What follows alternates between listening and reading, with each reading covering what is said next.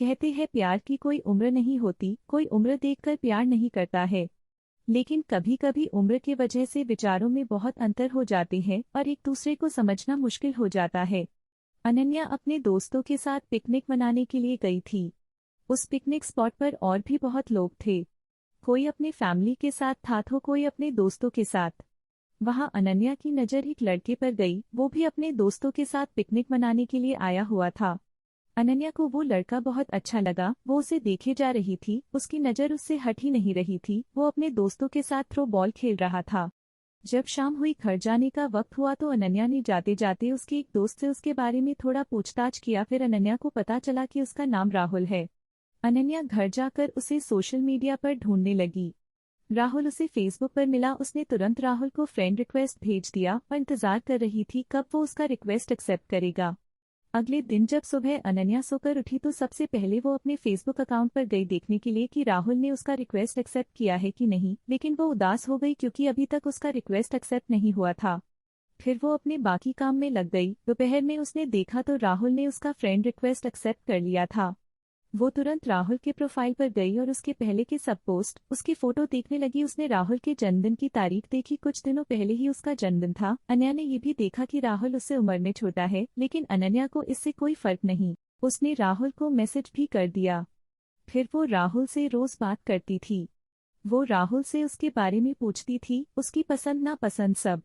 Rahul medical की पढ़ाई कर रहा था। अनन्या की ग्रेजुएशन हो गई थी। एक दिन अनन्या राहुल के कॉलेज चली गई उसे देखने के लिए। वो कॉलेज के बाहर ही खड़ी थी, वो राहुल का इंतजार कर रही थी। राहुल अपने दोस्तों के साथ कॉलेज से बाहर निकला। उसके साथ 3 लड़कियां और 1 लड़का था। अनन्या राहुल को लड़कियों के साथ देखकर बहुत बुरा लगा। अनन्या उसके पास नहीं गई, बस दूर से ही देखी। अनन्या ने घर आकर राहुल को मैसेज किया कि आज मैंने तुम्हें देखा। राहुल उस वक्त ऑनलाइन ही था। उसने पूछा कहा। अनन्या ने कहा आज मैं तुम्हारी कॉलेज आई थी। राहुल ने बोला आई थी तो मिली क्यों नहीं मुझसे। अनन्या बोली तुम अपने दोस्तों के साथ जा रहे थे और तुम्हारे साथ कुछ लड़कियां भी थी, एक बात पूछूं। राहुल ने बोला हाँ पूछो। अनन्या बोली क्या तुम्हारी गर्लफ्रेंड है। उस वक्त राहुल ने उसका मैसेज नहीं देखा। अनन्या इंतजार करती रही कि अब आएगा राहुल का रिप्लाई, लेकिन बहुत देर हो गई थी, राहुल ने रिप्लाई नहीं किया था। अगले दिन सुबह राहुल का रिप्लाई आया कि नहीं है उसकी कोई गर्लफ्रेंड। ये मैसेज देखकर अनन्या खुश हो गई। राहुल ने ये भी पूछा था कि क्यों पूछ रही हो ये।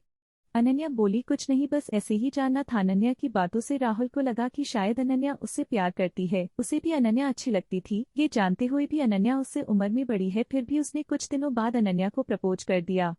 अनन्या तो मानो 7वें आसमान पे थी। उसे विश्वास नहीं हो रहा था कि वो जिससे प्यार करती है उसने सामने से खुद उसे प्रपोज किया है। वो खुद को दुनिया की सबसे खुशकिस्मत लड़की मानने लगी। वो नाच रही थी, खुशी मना रही थी, मानो कि अनन्या पागल सी हो गई थी। उसने राहुल को हाँ बोल दिया। वो दोनों रोज बातें करते राहुल के कॉलेज के बाद मिलते थे, साथ घूमने जाते थे। उनके रिलेशन को लगभग 1 साल हो गए थे। राहुल का 3रा साल था मेडिकल में।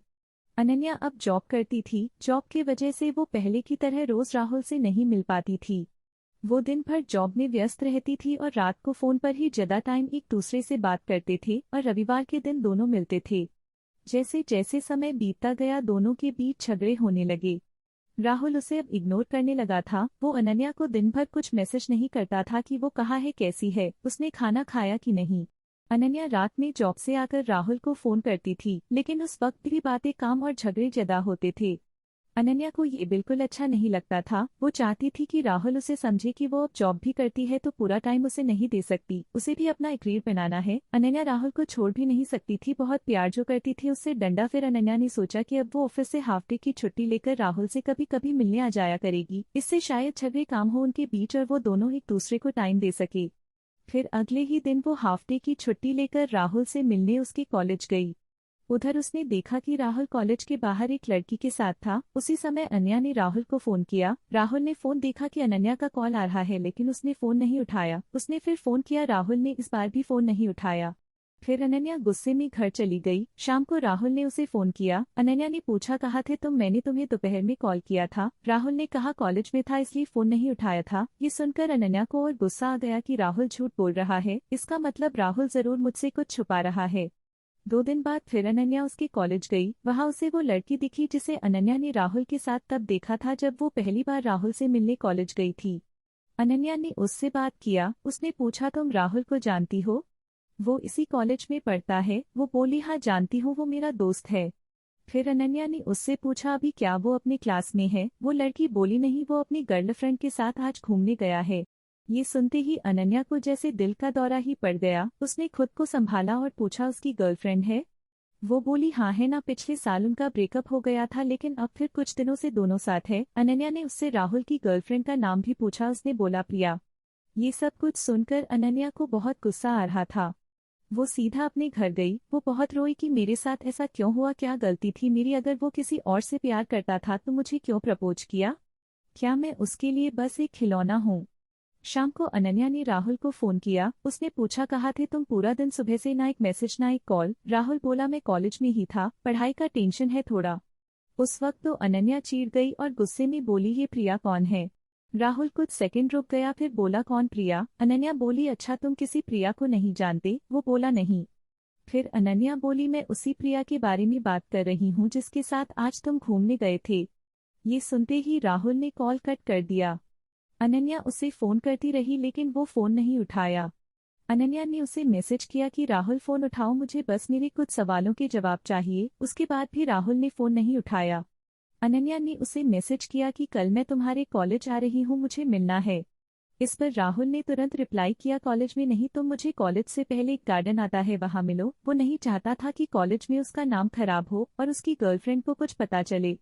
अगले दिन अनन्या उससे मिलने गई। उसने पूछा, क्यों किया तुमने ऐसा? क्या गलती थी मेरी? तुमने मुझे खुद प्रपोज किया था। अगर तुम्हारी पहले से ही गर्लफ्रेंड थी, तुम मुझसे प्यार करते थे, तो मुझसे प्यार का नाटक क्यों? फिर राहुल बोला, जब मैंने तुम्हें प्रपोज किया था तब प्रिया मेरे साथ नहीं थी, लेकिन तुम अब अपने जॉब में व्यस्त हो गई थी। प्रिया मुझे रोज कॉल मैसेजेस करती थी और हमारे बीच की गलतफहमी अब दूर हो गई है, जो पहले हुई थी, और हम अलग हो गए थे। मैं उसे प्यार करता हूँ। फिर अनन्या बहुत गुस्से में बोली, प्यार क्या कोई खेल है क्या? आज इसके साथ कल उसके साथ, क्या समझते हो तुम खुद को? राहुल ने कहा, जो कुछ भी हुआ उसके लिए मुझे माफ कर दो, लेकिन मैं तुम्हारे साथ नहीं रह सकता। मैं प्रिया से प्यार करता हूँ। अनन्या बिना कुछ कहे वहां से चली गई।